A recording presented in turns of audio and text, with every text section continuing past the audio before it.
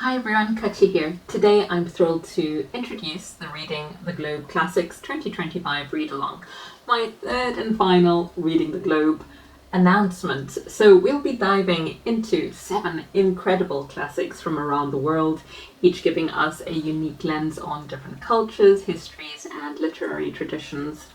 The best part is each book will have a 2-month reading window, so we can take our time, absorb each story deeply and connect with one another along the way. So this will be under the hashtag Reading the Globe Classics 2025 read-along, and as with the other 2 read-alongs, you can team up with a group of readers on my Discord, and the link is in the video description. Now, why did I choose classics for this third and final announcement? Well, around this time last year, I shared my personal goal to read 12 classics, books that I noticed don't get as much attention on BookTube for the main part. And one of my favorites was Nole Mi Tangeri by Jose Rizal, which offers such a powerful reflection on colonial history and social issues in the Philippines, and matters that I was totally unaware of before. I found it informative, I found it just wonderfully immersive as well. And for 2025, I want to share the experience that I had this year of diving deep and discovering literature that has stood the test of time because of its cultural impact, the insight, or the sheer storytelling brilliance. It's going to be so informative. I'm looking forward to the books that I picked. I know that classics are often denser than modern classics, and don't I know it, because I think I told you all about my struggles of getting through the over 1,212 pages of the Tales of Genji. Why did I pick the unabridged version? Why did no one stop me and tell me to go for the abridged? That was really a slog. I know that there are experts or lovers of the book who went through the unabridged version going, it was so, worth it.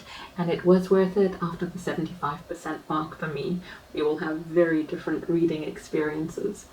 Anyway, suffice to say that I did not pick a book in the classics that I picked that is over 1,200 pages. Nowhere near.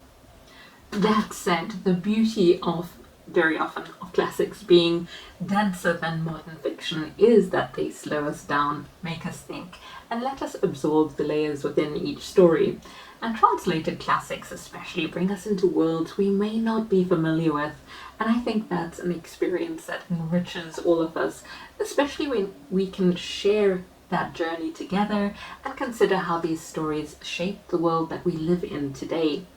Now, I reached out to a few booktubers, including Katie Lumsden, historical fiction author and one of my favourite classic fiction booktubers, and Freddie from Sluggish Reader, with whom I'm currently buddy reading a book, and with whom a lot of my reading tastes align. I was looking for some feedback on the titles that I've picked and was really encouraged by their responses.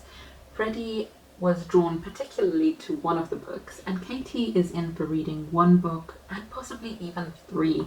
So while I'd love for you to join for all 7 books, even reading one with us is more than welcome.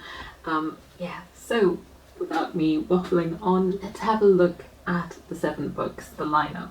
We start with a familiar one actually, after I keep saying how I'm going to be introducing you to a lot of books that are not necessarily in the mainstream. We do actually start with one that is in the mainstream. But first, did I mention that it's 6 main books and a bonus poetry collection, making 7 books in total. So each book has that 2 full month relaxed pace. This is how it breaks down. January to February, from France, we have Three Musketeers, Alexandre Dumas, very familiar, adventure, loyalty, and all the swashbuckling fun you'd expect, but also a thoughtful reflection on friendship. Also, customization from my dog, as you can see the bite marks over there. All of the books that I get in through the door get the dental test. Unfortunately, this one did not pass. The teeth went right in. Anyway, I digress. March to April, we have Season of Migration to the North by Taib Saleh, and translated from the Arabic by Dennis Johnson Davies. One of the most celebrated novels from Sudan, it dives into post-colonial identity and cultural clashes. It's provocative and will make us question our understanding of identity. The cover art is by Ibrahim El-Salahi, and I love this edition because you get to see the author at the back.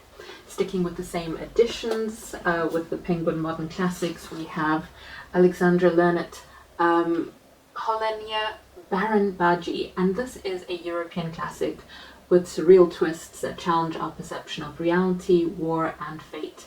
Perfect for anyone who loves uncovering deeper meanings. Cover art by Gabriel Pachicho, and the translation from German is by Richard and Clara Winston. The author is Austrian, and again we've got a picture of the author there at the back. Then we move on to a Heinemann African Writers Series book for July to August, God's Bits of Wood by Usman Sembin, translated by Francis Price. Now, one thing I'll mention about these is I love the books that Heinemann had picked for the series, but the budget really didn't allow for the greatest quality of printing, so they've got tiny typeset, so just be aware of that. That doesn't take away from the fact that this is one of the most popular books for Senegalese colonial period narrative. It speaks of resistance, resilience, and community. So yeah, very good reviews.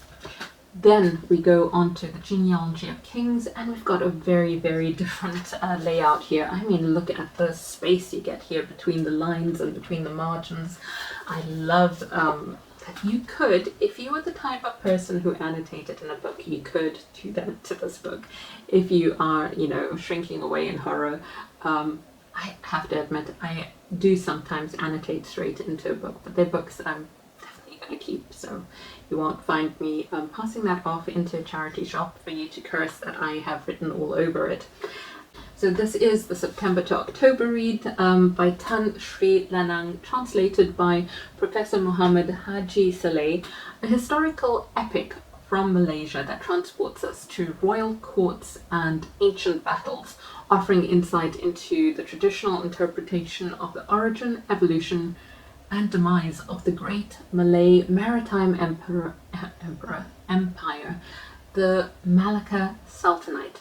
And in 2001, this book was listed on the UNESCO Memory of the World Programme International Register. So highly informative, looking forward to it. November to December, we have The Nine Cloud Dream by Kim Man-jong, translated by Hans Insu Benkel, an early Korean classic with elements of fantasy. There's going to be 8 very tempting fairies tempting a Buddhist monk. So it combines fantasy and Buddhist philosophy. Contemplative read, perfect for winding down the year.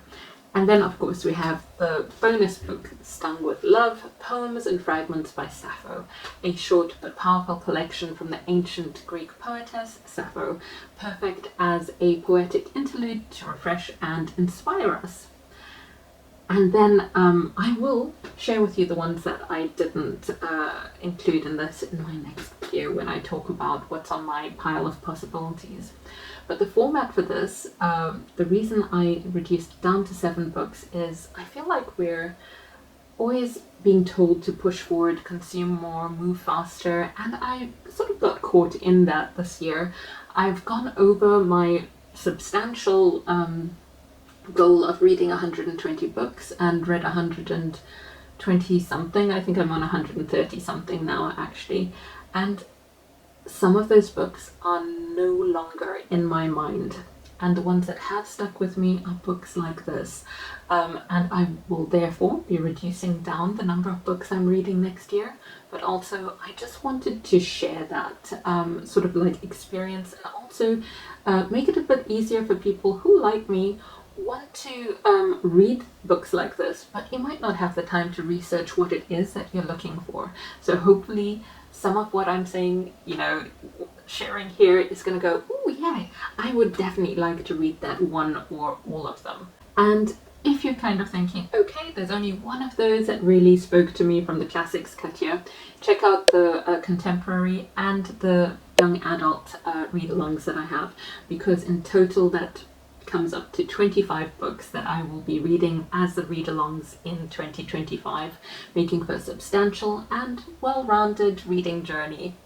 And I'm hoping together we're able to build a collection of experiences that will stick with us long after 2025, unlike my reading experience for 90% of the books that I read this year.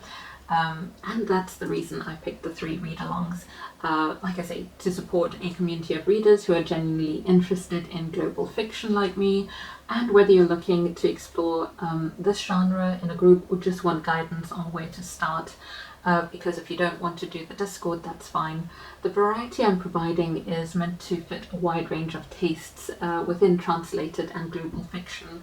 And while my read-along announcements are now complete, don't worry, I still have some more recommendations or piles of possibilities for you, because I haven't forgotten science fiction and fantasy and crime and more. I'll be sharing my pile of possibilities for these genres and more soon. Also, another booktuber reached out to me recently, just a couple of days ago actually, and they have some ideas brewing, and I hope they'll be ready to announce those soon. And when they do, I'll spotlight that for them, because it sounds like they have a cool project that they're building. So I'll be sharing updates, discussing prompts and live wrap-ups both here and on the Discord server. This way we share our reactions and perspectives, whether it's historical insight that I might have missed, someone might have missed, whatever, or a personal connection you have to the themes. It's all part of making these read-alongs special.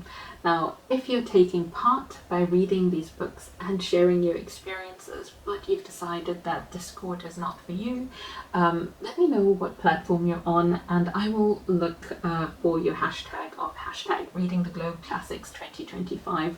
That will help me to find and celebrate your content on platforms like Instagram, for example. So if you're ready to take a thoughtful, enriching journey through global classics with me, grab our first book. Somewhere down here, the Three Musketeers. You can find free ebooks of this as well on a number of different places like Project Gutenberg. And if you need an audiobook version, LibriVox would have a free version. Just keep in mind that they have different narrators throughout the narration. Our reading officially begins on January 1st, and I can't wait to hear all your thoughts and reflections along the way, as well as right now in the comments, if you could let me know if you're joining and which books you're excited for. Thanks so much for watching, and happy reading. Take care.